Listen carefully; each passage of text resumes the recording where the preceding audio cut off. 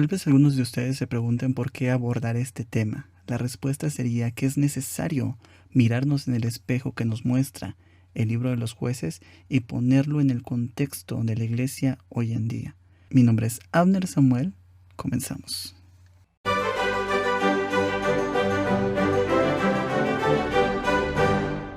Antes de iniciar a analizar lo que sucedió en tiempo de los jueces, tenemos que hacernos un poquito hacia atrás en la historia. Bueno, un poquito no, yo creo que mucho, porque tenemos que hablar de cuando Dios hace la promesa a Abraham desde ese tiempo, la cual era que le iba a dar a él y a su descendencia una tierra la cual lo tenía todo, según lo que nos relata el libro de Génesis en el capítulo 15, así como Éxodo capítulo 3. Pero para que esta tierra fuera de ellos, pues tenían que hacer algunas cosas, ¿no? En primera, ser fieles en todo tiempo a Dios. Y al llegar a esa tierra lo que tenían que hacer es destruir a las 7 naciones que habitaban en ella y también el no contaminarse con estas naciones. ¿De qué forma? Pues lo vamos a ver a continuación. Si nosotros analizamos lo que dice Deuteronomio capítulo 7, nos vamos a dar cuenta de esa promesa, que nuevamente Moisés les está recordando y les dice: cuando Jehová tu Dios te hubiera introducido en la tierra en la cual tú has de entrar para poseerla y hubieras echado de delante de ti a muchas gentes, al Eteo, al Gergeseo, al Amorreo, al Cananeo, al Fereceo, Heveo y al Jebuseo, 7 naciones mayores y más fuertes que tú, aclara y reafirma.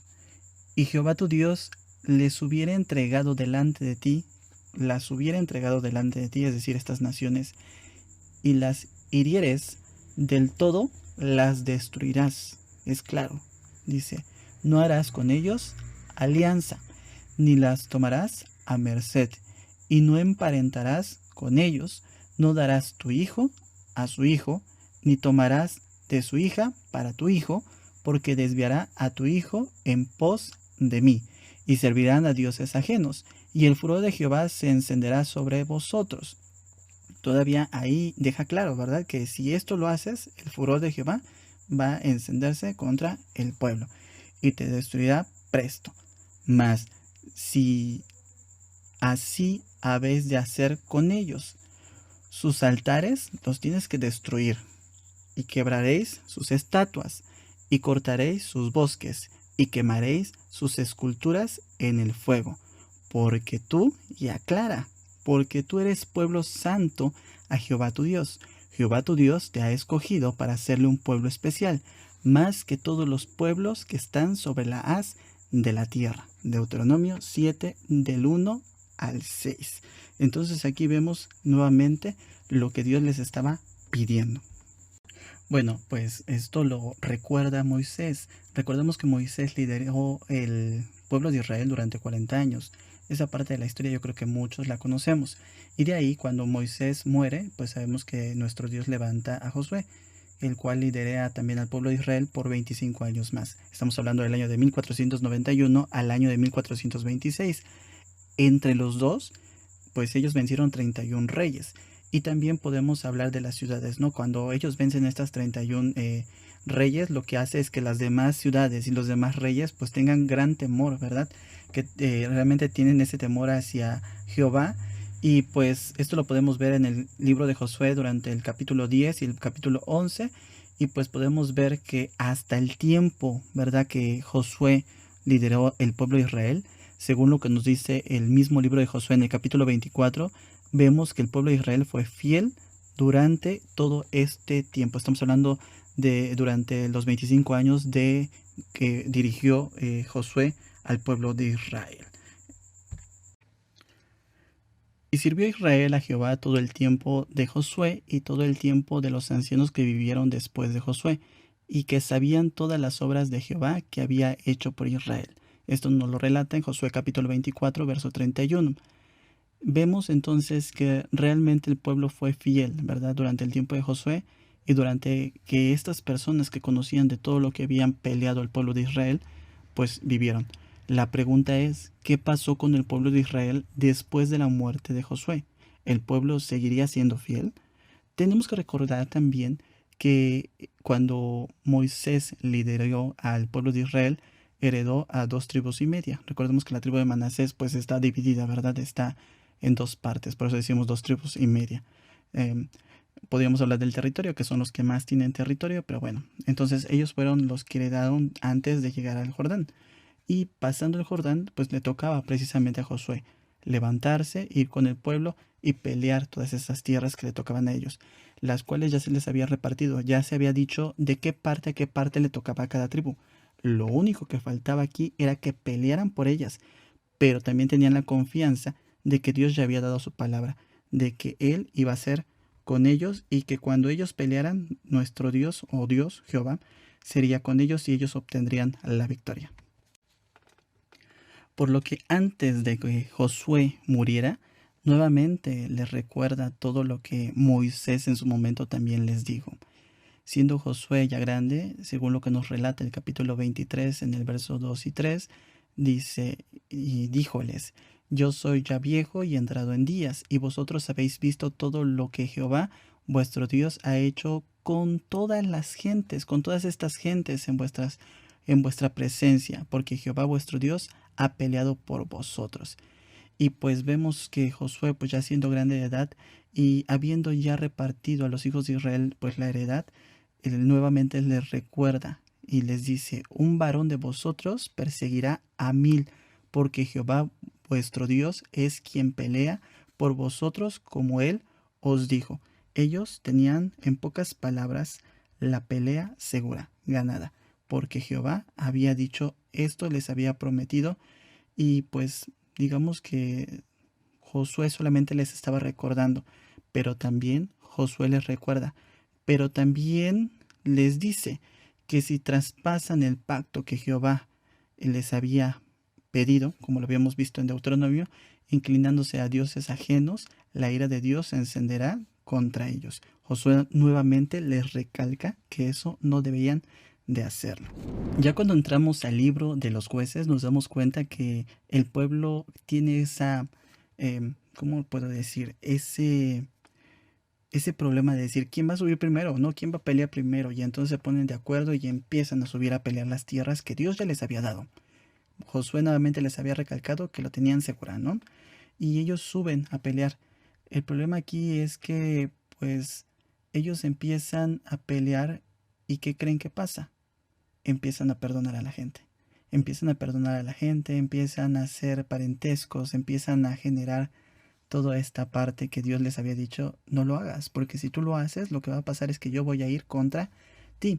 Y ya cuando llegamos al capítulo 2 del libro de los jueces, pues nos damos cuenta que pues Dios manda un ángel y les dice que él no iba a invalidar el pacto que Dios había hecho, siempre y cuando ellos hicieran. Nuevamente les recuerda el pacto que habían hecho, ¿no?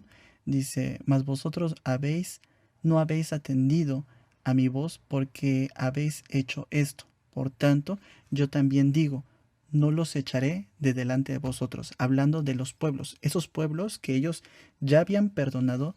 Dios a través del ángel les dice, yo no los echaré de delante de vosotros, sino que serán por azote para para vuestros costados y sus dioses por tropiezo. Y entonces vemos que Dios, en lugar de apoyarlos, pues es su pueblo al final de cuentas, pero si ellos habían invalidado el pacto, pues lo que Dios hace, ¿saben qué? Yo no los voy a quitar. Estos pueblos que ustedes perdonaron, ahora les van a hacer por azote. Y entonces el libro de los jueces empieza en una parte cíclica, ¿no? Donde ellos hacen lo malo delante de nuestro Dios, Dios los entrega a un opresor, ellos se arrepienten y claman a Dios, Dios levanta un juez que los libera y existe la paz en Israel por un tiempo. Y nuevamente vuelven a caer, ¿no? Si nosotros analizamos el libro de los jueces, pues nos vamos a dar cuenta que hay muchos jueces. En promedio son 12, si no me equivoco. Pero aquí lo importante es ese cíclico, ¿no? Esa parte cíclica, ¿no? Tenemos varios jueces de los cuales pues no se habla mucho. En sí, en un capítulo puede haber hasta 3, se puede hablar de 3, 4 jueces. Y hay jueces de los cuales pueden hablarse 5 capítulos, ¿no? Tenemos, por ejemplo, a Gedeón, tenemos a Od, tenemos a Débora, tenemos a Sansón, ¿no? Que son esos jueces que pues hay muchísima carnita y hay mucho que podemos tomar de ellos en ejemplo en el libro de los jueces. Pero aquí lo importante de abordar el libro de los jueces es tomar esa parte de lo cíclico que fue la historia, ¿no? De que ellos hacen lo malo delante de Dios, en este caso ya lo vimos, que pues perdonan a los pueblos, se vuelven hacia ellos, toman sus costumbres, eh, toman parentescos, se olvidan de Dios. Hay gente que cuando nosotros leemos el libro de los jueces, hay gente que ya van varias generaciones y ni siquiera saben qué es lo que tenía que hacer el pueblo de Israel, ¿no? Porque pues ya estaban bien perdidos en cuestión de Jehová. Entonces, por eso mismo Dios los entrega a esos pueblos que los oprimen y ellos pues se arrepienten, entienden que están haciendo mal, claman a Dios, Dios levanta un juez que los libera y hay paz en Israel por un periodo. Generalmente cuando nosotros analizamos el libro de los jueces, nos vamos a dar cuenta que el tiempo de opresión de cualquier pueblo, eh, cualquier pueblo que oprimió al pueblo de Israel, siempre va a ser menor a comparación al tiempo o al periodo que el pueblo de Israel tuvo paz. Eso nos habla de la misericordia que tenía Dios con el pueblo, porque Él les daba más tiempo de paz comparado con el tiempo de opresión. Y aún así el pueblo de Israel caía a estos ciclos, ¿no? Caía a estos ciclos de volver e ir en contra de Dios, en pos de esos dioses ajenos. Y con el paso del tiempo pues se daban cuenta y se arrepentían y era un ciclo constante. Y entonces podemos ver a un pueblo de Israel que la verdad pues creo yo que sí era el pueblo que tenía la promesa después de haber mirado todas las maravillas que Dios hizo, los padres, ver cómo los padres se perdían y ya llegaban los hijos y los hijos eran los que decían, oye, pero pues, ¿qué hacemos aquí? ¿No? ¿Por qué estamos acá? Eh, ¿Quién es Jehová? Porque muchas veces se cuestionaban quién es Jehová, porque ya no sabían ni quién era Jehová. Entonces, hermanos, y bueno, pues vamos a poner esto en el momento histórico que estamos viviendo, porque es historia esto, va a marcar un antes y un después. Creo que desde hace como 100 años no hablábamos de lo que es una pandemia. Bueno, no habíamos pasado una pandemia. Para los que no saben qué es una pandemia, pues no, la pandemia es cuando se da una epidemia y la epidemia es cuando se da una cierta enfermedad en lugares focalizados. Bueno, en sí eso es un brote, pero de ahí se hace más grande y se hace una epidemia y la pandemia es cuando se da en diversas partes del mundo al mismo tiempo. Hoy en día sabemos que esto del coronavirus pues se ha dado en todo el mundo y que pues esto es una parte histórica, ¿no? Hoy nos sentimos aprisionados, nos sentimos enclaustrados en nuestras casas, nos sentimos pues con esa parte también de un dolo, estamos viviendo un dolo de esa pérdida de nuestra normalidad, y lo digo entre comillas, porque la iglesia de Dios israelita siempre ha sido un poquito anormal, ¿no? No camina con las mismas reglas, no camina con los mismos lineamientos del mundo común, pero también es necesario que nosotros nos hagamos fuertes, porque no podemos caer en lo que le pasó al libro de los jueces. Si bien lo podemos aplicar en cualquier momento de la vida y pensar, ¿no? Que tal vez focalizadamente en alguna localidad, pues así está, ¿no? Se entregan a Dios. Hay un momento, creo que en todas las iglesias nos pasa, ¿verdad? En la que la iglesia está muy fervorosa, está muy llena, está muy animada y llega el momento en que se desanima y tiene que pasar cosas, que morirse un hermano que era el papá de la mayoría de los que estaban ahí o un obrero muy importante para esa zona y empiezan otra vez a trabajar. Y a veces es así. Yo creo que tenemos que tener cuidado de no caer en lo que le pasó al pueblo de Israel en la antigüedad y hoy en día más en este momento, les decía, histórico, porque creo que llega el momento en que muchos, como están en casa, dicen, ay, pues me voy a tomar unas vacaciones, ¿no? Y pues no hago nada, ¿no? A veces me levanto tarde el sábado, a veces pues ya ni siquiera veo el culto pues en línea, ¿no? O si tengo la oportunidad de hacer culto en mi casa porque somos varios en mi casa, pues que digo, ay, mejor lo vemos, ¿no? Me paro en pijama y veo el culto en línea. O sea, buscamos la forma más cómoda. ¿Que las hay? Pues sí las hay. Pero entonces tenemos que pensar que no podemos caer en esas situaciones que el pueblo de Israel cayó en su momento, que ahorita es un momento de reflexionar, que no es un momento de opresión. Sí sentimos una pérdida, sí sentimos un dolo, pero yo creo que es un momento más de reflexionar y no de pensar, que son vacaciones, ¿no? Y también este tema también nos sirve para meditar en cómo está nuestra vida. Tal vez muchos de aquellos que ahorita se lo están tomando como vacaciones es porque dentro de la iglesia pues no están al 100%, ¿no? Son esas personas que realmente no han generado esa identidad como lleva el nombre a este podcast, que es lo que tratamos de hacer, generar esa identidad dentro de la iglesia de Dios.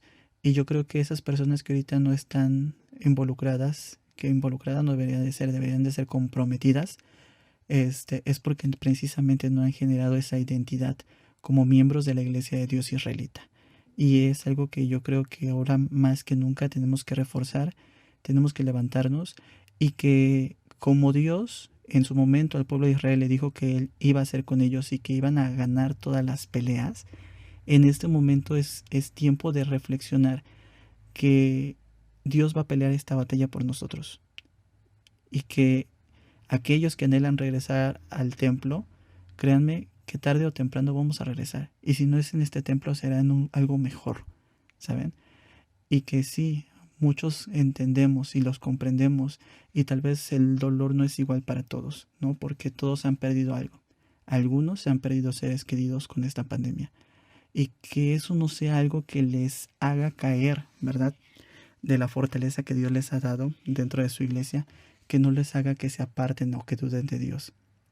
Recuerden también que una muerte, que una pérdida, no es ausencia, solamente es el cambio de presencia, que es un cambio momentáneo, porque llegará el momento, como todos ustedes lo saben, que nuestro Dios va a limpiar las lágrimas de todos aquellos que han padecido, pero también que nos dará una nueva vida.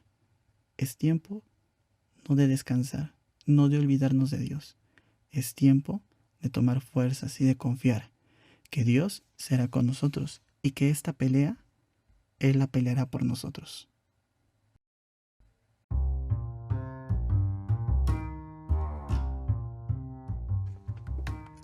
Y bueno, hasta aquí el podcast de este mes. Espero que les haya gustado. Si les gustó, por favor, compártanlo, y pues déjenos sus comentarios en cualquiera de las plataformas que lo estén escuchando. Y nos vemos el próximo mes con un podcast más de Identidad ID. Hasta la próxima.